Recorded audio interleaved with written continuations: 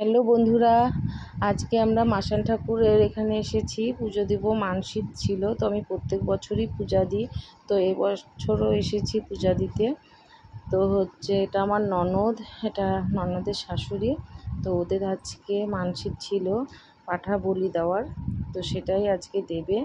তো এখানে তার আগে ধূপকাঠি মোমবাতি জ্বালিয়ে পুজো করবে, করে তারপর পাঁঠাটাকে বলি দেবে।